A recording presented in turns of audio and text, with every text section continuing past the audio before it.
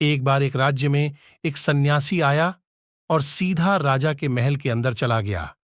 उस सन्यासी की वेशभूषा को देख राजा के किसी भी सिपाही ने उसको अंदर जाने के लिए मना नहीं कर सका। वो सन्यासी सीधा राजा के दरबार में चला गया। सन्यासी को अपने सामने देख राजा ने उससे पूछा, आप कौन हैं और यहां क्या करने आए हो? सन्यासी बोला, मैं एक गुरु हूं। मैं बगल वाले गांव में प्रवचन देने के लिए जा रहा था, लेकिन अब अंधेरा होने वाला है तो मैं आज रात आपके महल में ही रुकने की सोच रहा हूं। रात बिताने के लिए मुझे बस थोड़ी सी जगह चाहिए। सन्यासी की यह बात सुन राजा बोला, यह एक राजा का महल है, कोई विश्राम स्थल नहीं जो यहां आप रात गुजारने की सोच रहे हैं।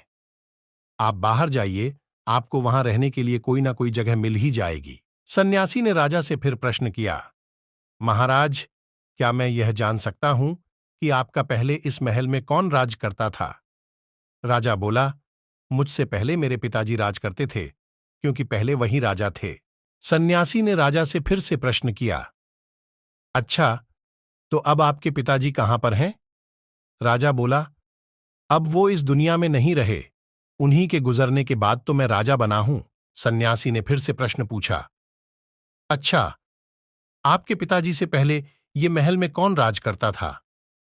अब राजा को उस सन्यासी के ऊपर बहुत तेजी से गुस्सा आने लगा, लेकिन फिर भी उसने शांत होकर जवाब दिया, मेरे पिताजी से पहले ये महल में मेरे दादाजी राज करते थे और अब वो भी इस दुनिया में नहीं रहे।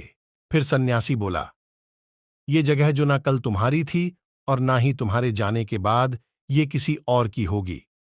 इस संसार में लोग कुछ ही समय के लिए आते हैं और फिर यहां से चले जाते हैं। जहां हम अपना समय बिताते हैं वही हमारा विश्राम स्थल है।